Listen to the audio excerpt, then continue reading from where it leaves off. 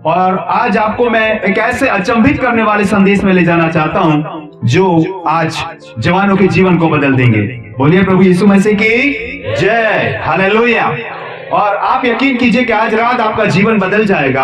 आज आप वही के वही नहीं रहेंगे। मैं प्रभु यीशु मसीह के नाम में विश्वास करता हूं कि आपका जीवन और आपकी सोच बदल जाएगी। क्या जीवन बदलने वाला ये संदेश आज रात आप सुनना चाहते हैं? यकीन कीजिए, मैं जो भी आपको आज परमेश्वर का वचन बांटूंगा वो आपके जीवन को, आपकी सोच को, आपके विचारों को बदल देगा। मेरे साथ आप बाइबल निकालिए और बाइबल की सबसे पहली पुस्तक है उत्पत्ति, उसके 4थे अध्याय का हम बड़े गहन रीति से अध्ययन करेंगे और एक एक वचन को बिल्कुल बारीकी से हम देखेंगे, क्योंकि एक एक वचन जो इसके अंदर है, बड़े मर्म इसके अंदर छुपे हैं। हम बाइबल की वचनों की शुरुआत कर रहे हैं। आप लोग अपने बाइबल से किसी भी भाषा में आपके पास बाइबल, आप अपनी बाइबल को निकालिए और मेरे साथ आप जेनेसिस चैप्टर 4 यानी उत्पत्ति उसका 4था अध्याय आज पूरा हम पढ़ेंगे। सबसे पहले वचन की शुरुआत में हम जाते हैं, परमेश्वर का धन्यवाद करते कि आज ये अध्याय हमारे जीवन के अध्याय को बदल देगा, हमारे जीवन की सोच को, हमारे जीवन की जो लाइफस्टाइल है उसको बदल देगा। पढ़ते हैं सबसे पहला वचन मैं आपके सामने लाता हुआ वचन, ध्यान से सुनिए। अध्याय 4 और वचन पहला। जब आदम अपनी पत्नी हवा के पास गया तब उसने गर्भवती होकर कैन को जन्म दिया और कहा, मैंने यहोवा की सहायता से एक पुरुष पाया है।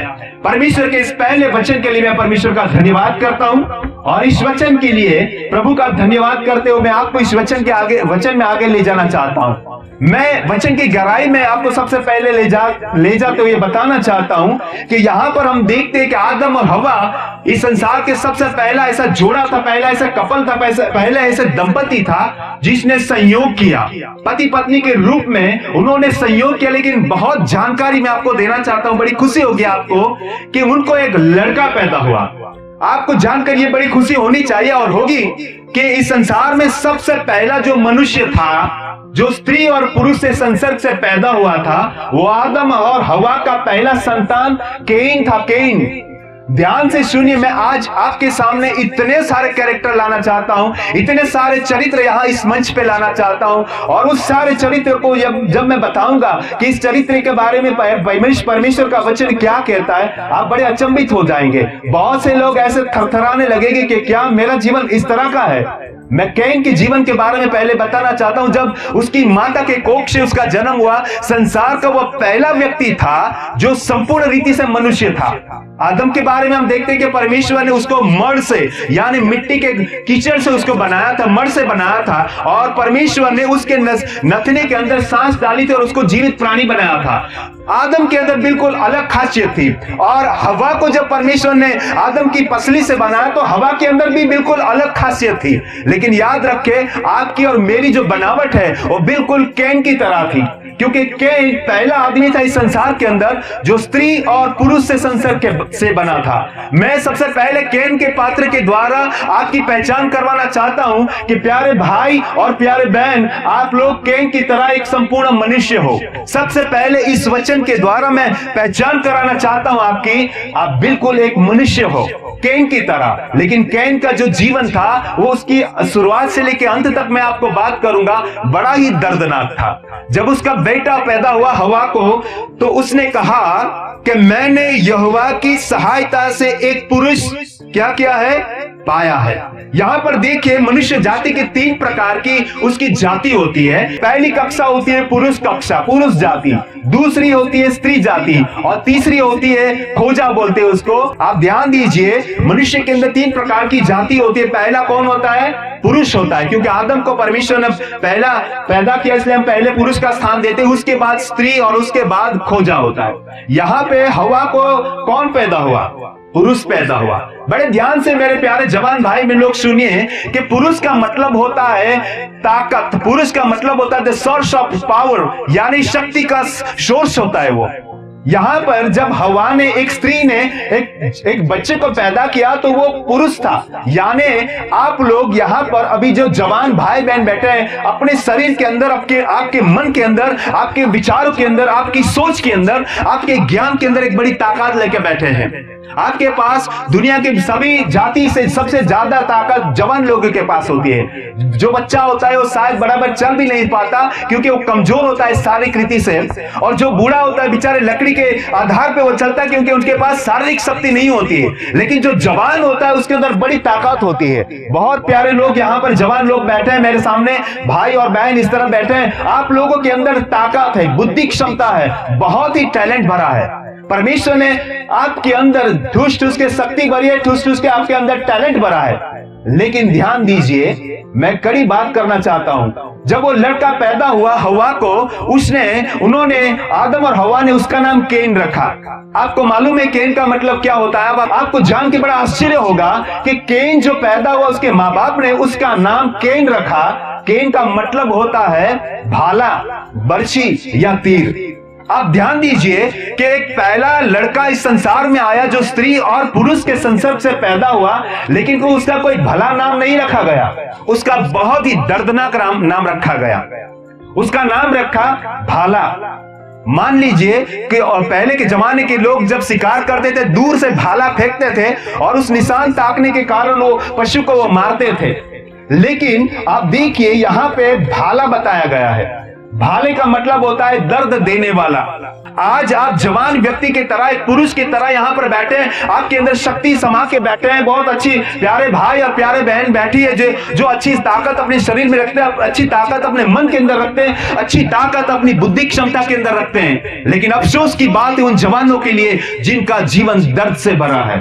आपका दिल टूटा हुआ है, आपका मन टूटा है, बहुत सारी बातों के अंदर आप चिंतित हैं, आप बड़े मायूस हैं। बहुत जवान ऊपर से तो बड़े सुंदर दिखते हैं, ऊपर से तो बड़ी ताकतवर दिखते हैं, लेकिन आप अंदर उनके दिल के अंदर झांकिए, बेचारे मायूस से लगते हैं, बड़े टूटे हुए मन के लगते हैं। ऐसी स्थिति आप लोगों की यहाँ पर जो जवान लोग बैठे हैं, बहुत से लोगों की जो मानसिक स्थिति है, जो मेंटल स्थिति है, वो यही है, टूटे हुए। कहीं बार जवान लड़की का दिल टूट जाता है क्योंकि उनको या तो अपना प्यार नहीं मिलता, या उनको अपनी डिग्री नहीं मिलती, या उनको अच्छी नौकरी नहीं मिलती, या उनको अच्छा जीवन साथी नहीं मिलता, या उनको अपने जीवन में संतुष्टि नहीं मिलती। इसके कारण वो टूट जाते हैं, जल्दी से बिखर जाते हैं। केन का मतलब मैंने आपको बताया भाला, बर्छी और तीर था।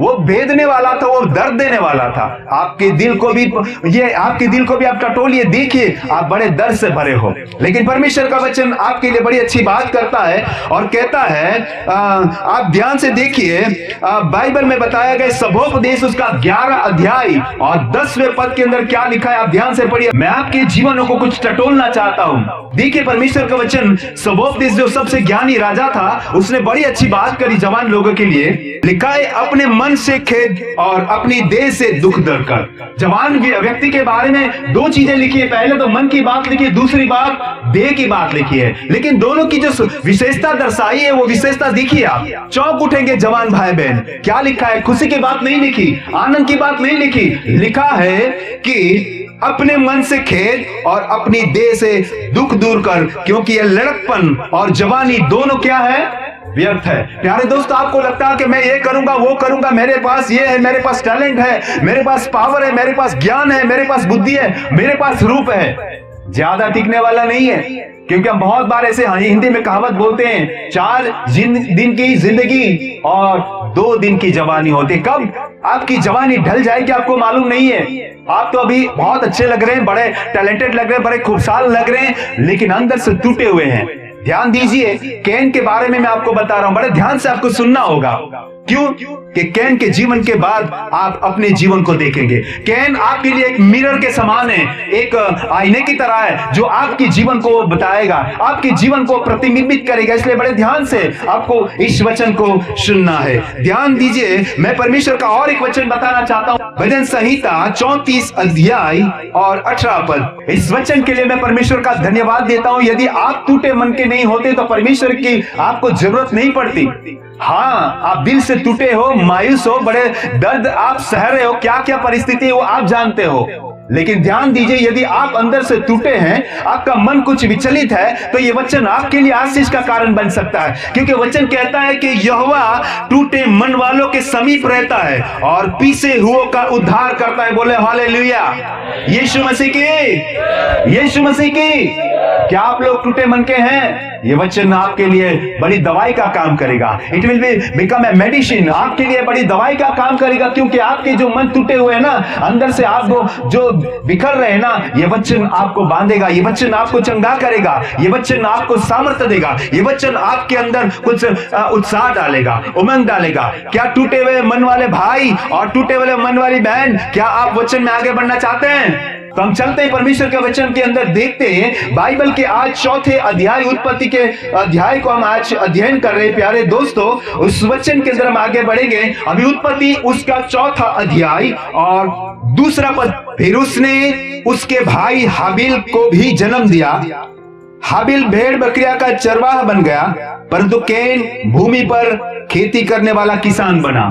प्यारे दोस्तों, मैं आपको बताना चाहता हूं कि सबसे पहला जो लड़का आदम और हवा का लड़का था वो कैन था, लेकिन कुछ समय के पश्चात उसको दूसरा बेटा हुआ, उसका नाम हाबिल रखा। अभी देखिए, आसमान जमीन का फर्क है। दोनों एक ही माता पिता की संतान है, दोनों के अंदर एक ही जीन्स है, दोनों के अंदर एक ही ब्लड काम कर रहा है, दोनों के अंदर सारी एक ही बात है, लेकिन स्वभाव और व्यवहार और सारी जो उनकी क्षमताएं बिल्कुल डिफरेंट है। आज यहाँ पर बहुत सारे जवान भाई बहन लोग बैठे हैं, लेकिन आप लोगों का जीवन एक समान नहीं है। कैसा जीवन कैन का था मैं आपको बाद में बताऊंगा, लेकिन अभी हाबिल की बात करता हूं। हाबिल कौन था? उसका दूसरे नंबर का लड़का था आदम हवा का। लेकिन हाबिल का मतलब होता है सांसें, द ब्रीथिंग, और दूसरा उसका मतलब होता है जीवन की आत्मा, और तीसरा मतलब होता है द बिलवड सन, यानी प्यारा बेटा।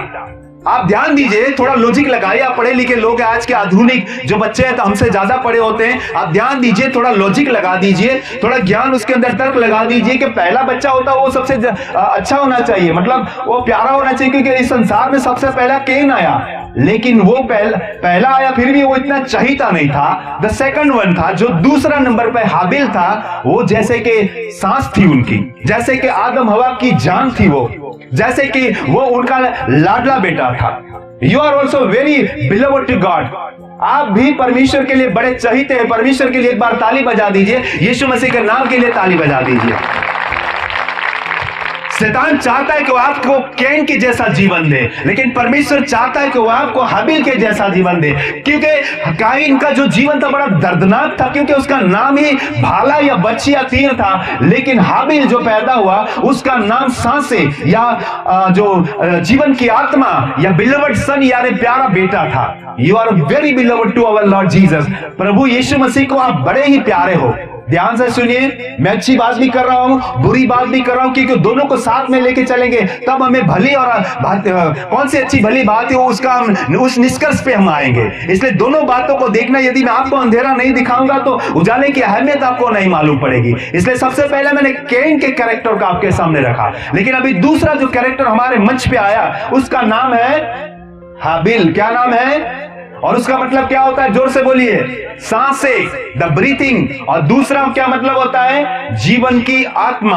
और तीसरा मतलब होता है बिलवड सन, यानी चहीता प्यारा बेटा। ध्यान दीजिए, देखते हैं हम क्या लिखा है। फिर उसने उसके भाई हाबिल को भी जन्म दिया। हाबिल भेड़ बकरियों का चरवाहा बन गया, परंतु कैन भूमि पर खेती करने वाला किसान बन गया। ये दोनों के जो कार्य थे बड़े ही अलग अलग थे, लेकिन उस कार्य की जो विशेषताएं थी मैं आज रात को आपको मर्म दिखाना चाहता हूं। कैन जो था इस संसार का सबसे पहला ऐसा व्यक्ति था जो खेती कर रहा था। यानी जो संसार जो है ना वो मोह माया को दर्शाता है। कैन की कैन का जो ध्यान था, कैन की जो प्रवृत्ति थी या उसका जो प्रतिदिन का जीवन था वो कहां पे था? खेती बाड़ी में। आज देखिए आप अपना जीवन कहां व्यतीत कर रहे हैं। 24 घंटे के अंदर ज्यादा से ज्यादा समय आप अपनी खेती बाड़ी में, अपनी नौकरी में, अपने कामकाज में, अपने दुनिया की सारे कामों के अंदर आप अपना समय गंवा रहे हैं। Your precious time you're wasting in your life। बहुत अच्छा समय, बहुत मूल्यवान समय आप अपने दुनियादारी के जीवन के अंदर बिता रहे हैं। लेकिन हाबिल क्या काम करता था, वो भेड़ बकरियां पालता था, उनको चराता था। ये बड़ा ही काइंड वर्क बोलते हो, बड़ा भला काम था, क्योंकि भेड़ बकरियों को पालन करना, उनको चारा देना, उनको पानी देना, उनके बच्चों की सुरक्षा करना, उनको उठाना, उनको ये जो चरवाहे की बात थी वो बड़ी सेंसिटिव होती है, बड़ी संवेदनशील होती है। शैतान चाहता है कि कैन की तरह आप लोग भी संसार की मोह माया में फंसे रहो, इसी में अपना समय व्यतीत कर दो, ये जो जवानी है आपकी उसको आप खत्म कर दो, इसी तरह से आपकी जवानी ढल जाए। ऐसा शैतान कैन के जीवन के द्वारा जैसे हुआ ऐसे आपके लिए करना चाहता है। लेकिन उसके सामने हम देखते हैं कि परमेश्वर आपको हाबिल की तरह प्यार करता है, क्योंकि आप परमेश्वर को बहुत प्यारे हो और परमेश्वर चाहता है कि आप संवेदनशील बनो, भावुक बनो, आत्मिक बनो। बोलो यीशु मसीह की। क्या बनना चाहते हैं आप, कैन बनना चाहते हैं या हाबिल? लेकिन अभी देखते हैं कुछ पदों को हम और पढ़ते हैं। कुछ दिनों के पश्चात कैन यहोवा के पास भूमि की उपज में से कुछ भेंट लाया। कैन ने परमेश्वर के पास कुछ भेंट लाया और हाबिल क्या लाया? देखते बाइबल का वचन हमें क्या सिखाता है। बड़े मर्म को आज रात को परमेश्वर खोलेगा, पवित्र आत्मा आपको समझ देगा कि ये वचन क्या कहते हैं। कुछ दिनों के पश्चात कैन यहोवा के पास भूमि की उपज में से कुछ भेंट ले आया और हाबिल भी अपनी भेड़ बकरियों के कई एक पहलौठे बच्चे भेंट चढ़ाने के लाया और उनकी चर्बी भेंट चढ़ाई। तब यहोवा ने हाबिल और उसकी भेंट को तो ग्रहण किया, परंतु कैन और उसकी भेंट को उसने ग्रहण नहीं किया। देखिए, मैं आपको बताना चाहता हूं कि हाबिल की भेंट को क्यों ग्रहण किया और कैन की भेंट को क्यों नहीं ग्रहण किया। मान लेते हैं, ऐसे एक लॉजिक लगाते हैं, दोनों भाई ने परमेश्वर के आगे अर्पण किया। ध्यान दीजिए, कैन कुछ लाया, he brought something, वो ला सकता था पूरा धान का ढेर, लेकिन देखते हैं कैन जो लाया था ना वो बहुत कम लाया था। और दूसरी बात होती है हाबिल के अर्पण की बात। हाबिल क्या लाया? मान लीजिए हाबिल के पास 500 भेड़ बकरियां हैं और मान लीजिए परमेश्वर को उसको चढ़ाना है, तो वो 500 बकरियों को देख रहा है। 500 जो भेड़ बकरियां मिक्स है, 500 भेड़ बकरियों को एक एक को देख रहा है। उसके पास बड़ी चुनौती है कि मेरे परमेश्वर को मैं क्या दूं, ये बकरा पकड़ के दे दूं, ये भेड़ पकड़ के दे दूं। नहीं, उसने ऐसा नहीं किया, जो भी हाथ में आया नहीं दिया उसने, लेकिन ही सिलेक्ट, उसने बड़ी चुनौती का सामना किया। इतने सारे 500 भेड़ बकरियों में से उसे किसी को चुनना था, किसी 1 2 4 5 को चुनना था। वो भी कैसे? पहलौठे और पुष्ट यानी चर्बी युक्त, यानी सबसे जो 500 के अंदर सबसे अच्छे थे और सबसे नौजवान थे, उसको उसने चुना। कैन के लिए कोई जरूरत नहीं था, वो बोरी भर के ले जा सकता था, क्योंकि उसको दाने दाने गिनना नहीं था, उसको दाने दाने परखना नहीं था। लेकिन हाबिल के सामने बड़ी चुनौती थी। प्यारे जवान भाई और प्यारे जवान बहनें, आपके लिए आज रात बड़ी चुनौती है। कौन सा जीवन जिए? ये दुनियादारी का जीवन जिए या आत्मिक जीवन जिए? ये चुनौती आपके लिए है। हाबिल के जीवन की तरह आपके सामने भी एक बड़ा चैलेंज है, बड़ा पड़कार है कि कौन सा मैं जीवन जीऊं, क्या करूं मैं अपने परमेश्वर के लिए। क्या ऐसे ही मंडली में जाता हूं वैसे ही जाऊं, ऐसे ही गाना गाता हूं ऐसे ही गाना गाऊं, क्या ऐसे ही बजाता हूं ऐसे ही बजाता रहूं, क्या ऐसे ही मैं जो मंडली में सेवा करता हूं ऐसे ही कर लूं, या कुछ अलग करूं, क्या कुछ डिफरेंट करूं? ये सोच के साथ हाबिल ने भी देखा कि मेरे पास इतनी सारी भेड़ बकरियां हैं, उसमें से सबसे जो अच्छी है, सबसे जो पुष्ट है, सबसे जो चर्बी युक्त है, वो देना है मुझे। ताली बजाओ ना हाबिल के बलिदान के लिए। प्यारे दोस्तों, आपके पास, जवान लोगों के पास सबसे अच्छी क्या चीज है? जवानी है। सबसे अच्छी क्या चीज है? टाइम है। सबसे अच्छा क्या चीज है? टैलेंट है। क्या है सबसे अच्छा चीज? बुद्धि है आपके पास, वो परमेश्वर को दीजिए। आप सिलेक्ट कीजिए, आप जो सोचिए कि मैं प्रभु को क्या देख सकता हूं। सारी चीजें तो प्रभु के, लेकिन मैं क्या दे सकता हूं, ये आपके अंदर सोच होना चाहिए। आज रात आपको ये सोचना होगा कि मैं परमेश्वर को आज रात को क्या दूंगा। ये संदेश खत्म हो जाएगा, आप लोग अपने अपने घर चले जाएंगे, सो जाएंगे। नहीं, ऐसा मत होने दीजिए। कुछ अपने जीवन में रिक्रिएशन करिए, क्योंकि ये उस पुस्तक का नाम है उत्पत्ति। आपके अंदर भी कुछ उत्पन्न होना चाहिए, आपके अंदर भी कुछ रिएक्शन होना चाहिए। हाबिल ने बड़ी चुनौती का सामना किया और जो अच्छे थे, जो उसको मन भावन थे, जिसका किसी का अच्छे का नाम रखा होगा। जब भेड़ बकरी पैदा होती है तो आप लोग खेती-बाड़ी करते हो या पशुपालन करते हो, आप लोगों को मालूम है कि जब कोई बच्चा पैदा होता है भेड़ बकरियों का या गाय का, भैंस का, तो आप उसका कुछ लालू कालू ऐसा नाम रख देते हैं, कुछ बड़ा अच्छा जो पेट नेम रख देते हैं। उसी तरह से उसने कुछ ऐसे जानवरों का नाम रखा होगा, लेकिन वो उसने दिया। ताली बजाओ यीशु मसीह के लिए। प्यारे दोस्तों, कैन भी लेके आया था, लेकिन उसने सिलेक्शन नहीं किया था, उसने बस देने की खातिर दिया था। लेकिन हाबिल ने पूरे मन से दिया था। यदि आपने अपनी जवानी पूरे मन से प्रभु को दिया है तो ठीक है, वरना आप सिर्फ दिखावे के क्रिश्चियन हो, दिखावे के मसीह हो और कुछ नहीं है। सिर्फ गाना गाने वाले मसीह हो, सिर्फ नाचने वाले मसीह हो, सिर्फ मंडली के किसी सदस्य बनकर बैठने वाले जवान हो और कुछ नहीं है। आप यदि अपने जीवन को सुधारना चाहते हो, आप अपने जीवन को कुछ संवारना चाहते हो, यदि आप अपने जीवन को कुछ बनाना चाहते हो, इस संदेश में आपको आगे बढ़ना पड़ेगा। क्या आप बढ़ना चाहेंगे? आप इस संदेश में आप आगे बढ़ना चाहेंगे? क्या मैं और भी मर्म खोलूं पवित्र आत्मा की सहाय से? क्या आप चाहते हैं कि आपको ये अध्याय आपको कुछ सिखाए?